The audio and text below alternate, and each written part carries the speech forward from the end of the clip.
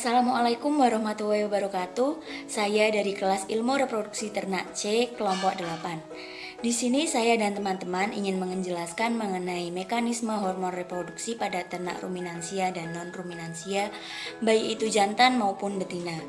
Nah, tujuan dari adanya praktikum ini yaitu agar kita semua dapat mengetahui mekanisme dan hormon apa saja yang bekerja pada organ reproduksi ruminansia dan non-ruminansia. Perkenalkan, nama saya Isnaini Dinda Wulandari. Di sini saya akan menjelaskan tentang mekanisme hormon reproduksi pada ternak ruminansia. Mekanisme hormon pada reproduksi ternak ruminansia jantan dimulai ketika ternak mendapatkan rangsangan dari luar. Rangsangan tersebut dapat berupa pendengaran, penglihatan, perabaan, ataupun penciuman. Rangsangan tersebut akan menuju ke hipotalamus. Hipotalamus akan mensekresikan hormon GnRH. Nah, hormon GnRH ini akan menstimulus hipofisa menuju ke adenohipofisa. Adenohipofisa akan merangsang pengeluaran FSH dan LH, di mana LH atau ICSH ini akan menuju ke testis. Di testis digunakan untuk memacu pertumbuhan seledik. Setelah pertumbuhan seledik ini sempurna, maka akan mengeluarkan hormon testosteron. Hormon testosteron akan mempengaruhi seks sekunder dan libido pada ternak.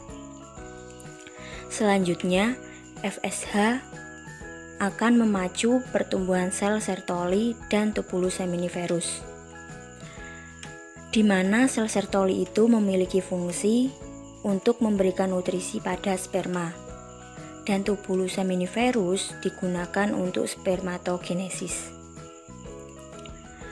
Bukan hanya FSH yang berhubungan langsung dengan tubulus seminiferus, LH pun begitu, tepatnya yaitu hormon testosteron. Hormon testosteron berhubungan langsung dengan tubulus seminiferus yang digunakan untuk spermatogenesis. Sekian penjelasan tentang mekanisme hormon reproduksi ternak jantan ruminansia. Terima kasih.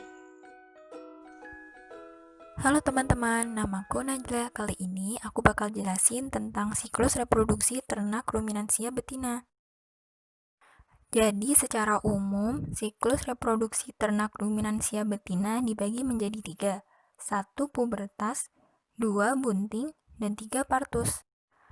Prosesnya kayak gini teman-teman. Ketika ternak betina menerima rangsangan dari luar, hipotalamus akan bekerja untuk mensekresikan hormon GnRH, di mana hormon ini akan merangsang hipofisa. Hipofisa terdiri dari adenohipofisa dan neurohipofisa. Ketika ternak betina memasuki masa pubertas, maka yang bekerja adalah adenohipofisa. Adenohipofisa akan mensekresikan 3 hormon penting, yaitu FSH, LH, dan LTH. Hormon FSH memiliki peran penting untuk merangsang pertumbuhan folikel dalam saluran reproduksi betina. Folikel sendiri terdiri atas folikel primer, sekunder, tersier, dan folikel de Graaff. Ketika folikel bertumbuh hingga menjadi besar, folikel akan pecah dan mengeluarkan ovum. Bersamaan dengan itu, terjadi sekresi hormon estrogen, yang mana hormon estrogen ini yang menyebabkan ternak menjadi birahi. Ketika ternak birahi, kemudian dilakukan pengawinan, maka adenohipofisa akan mensekresikan hormon LH. Hormon LH akan bekerja bersama estrogen untuk menekan ovarium hingga terjadi proses ovulasi. Terdapat 2 kemungkinan, ternak bunting atau tidak bunting. Bila ternak mengalami kebuntingan, maka folikel yang ditinggalkan ovum ketika pecah disebut dengan corpus luteum. Corpus luteum ini akan berperan sebagai penghasil hormon progesteron.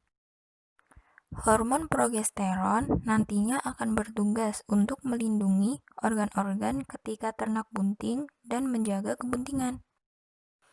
Sebaliknya, bila ternak tidak mengalami kebuntingan, maka korpus luteum akan meluruh akibat adanya hormon prostaglandin yang berasal dari dinding endometrium. Ketika ternak akan memasuki fase partus, hipofisa akan mempekerjakan neurohipofisa untuk mensekresikan hormon oksitosin dan hormon relaksin. Hormon estrogen akan meningkat sedangkan hormon progesteron akan menurun seiring dengan mendekati waktu partus. Hormon relaksin akan bekerja sama dengan estrogen untuk dilatasi serviks sebagai pembuka jalan untuk ternak lahir, sedangkan hormon oksitosin akan berperan untuk mensekresikan susu. Hormon oksitosin juga berperan dalam kontraksi uterus. Segini dulu penjelasan dari aku ya teman-teman. Nama saya Ali Hanafi Asnan dari kelompok 8. Pada kesempatan kali ini saya akan menjelaskan tentang mekanisme hormonal pada ternak unggas jantan. Merupakan bagian dari mekanisme hormonal ternak unggas jantan. Mekanisme ini dimulai dari adanya rangsang yang dari luar berupa pendengaran, penglihatan, peragaan, dan ciuman. Rangsang-rangsang ini akan diterima oleh hipotalamus, yang hipotalamus akan mengekspresikan GNRH yang akan menstimulus hipofisa, kemudian akan dilanjutkan menuju adenohipofisa. Adenohipofisa ini akan menghasilkan dua hormon, yaitu FSH dan LH.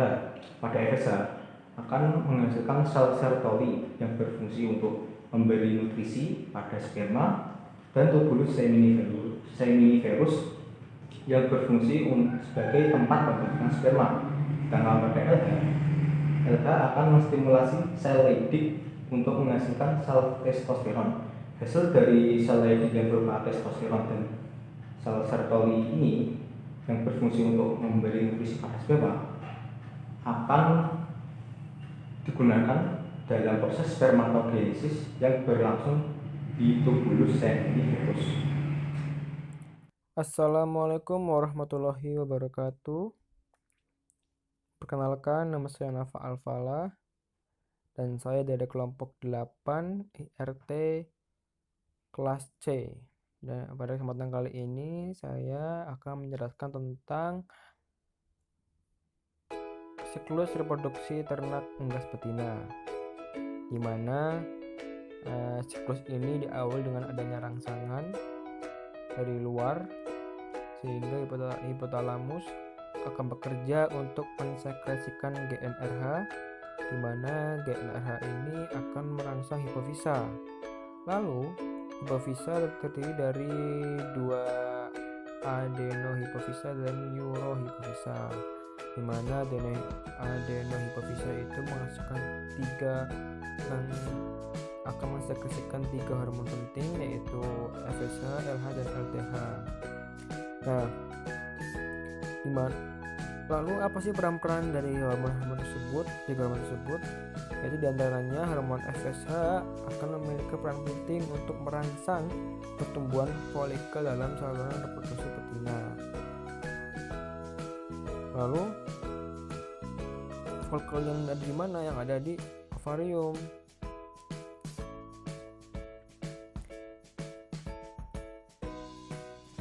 Folikel ini sendiri terdiri dari atas folikel primer dan folikel sekunder serta tersier dan folikel degraf mengandung sel tiket ternak. Lalu dari ovarium tersebut juga akan merespon estrogen itu yang akan merangsang pertumbuhan folikel. Setelah itu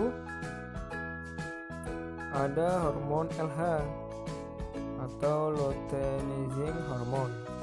Nah, hormon ini setelah tadi estrogen sudah membantu untuk merangsang pertumbuhan folikel, lalu hormon estrogen juga merupakan hormon perangsang biosintesis vitellogenin di hepar. Nah, vitellogenin ini merupakan bahan dasar dalam pembentukan kuning telur.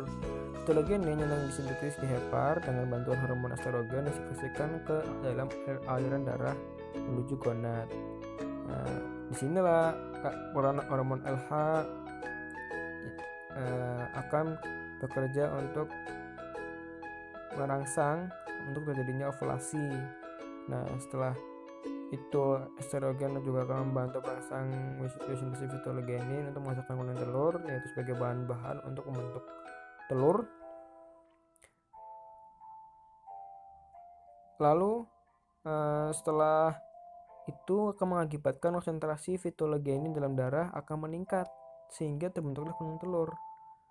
Nah,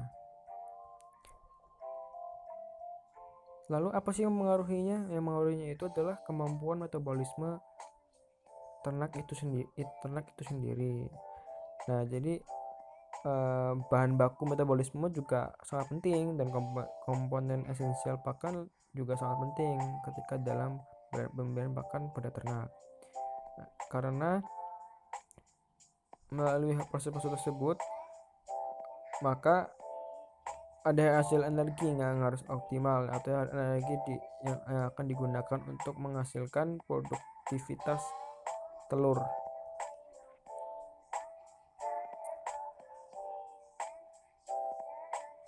Lalu setelah itu ada hormon LTH. Nah, hormon LTH ini untuk hormon apa sih? Hormon LTH ini akan berperan pada proses ketika ternak unggas bertelur. LTH sendiri merupakan luteotropik hormon atau prolaktin, atau disingkat LTH, atau yaitu hormon yang dihasilkan dari pituitari anterior yang berpengaruh negatif terhadap kerja hormon gonadotropin, di mana hormon LTH ini menyebabkan sifat mengeram dan berhentinya produksi telur. Sehingga ketika masa mengeram tersebut, hewan unggas betina itu dapat menghasilkan telur terlebih dahulu karena sudah dihentikan oleh hormon LTH ini. Nah, hormon LTH ini pada ayam secara alami disekresikan pada akhir periode bertelur. Mekanismenya terjadi pengeraman di awal dari hasil akhir aktivitas hormon endokrin yang merupakan mediator untuk sekresi vasoaktif intestinal polypeptida, atau yang disebut dengan VIP, yang merupakan 28 asam amino neuropeptida, karena ini merupakan protein. VIP dihasilkan dari bagian utama yang mengaktifkan sekresi prolaktin atau LTH dari pituitari anterior. Nah, dan hormon-hormon LTH ini yang akan mempertahankan dari sifat kebiasaan mengeram dengan adanya aksi gen reseptor LTH. Seperti itu, kawan-kawan. Baik, terima kasih. Sekian dari saya.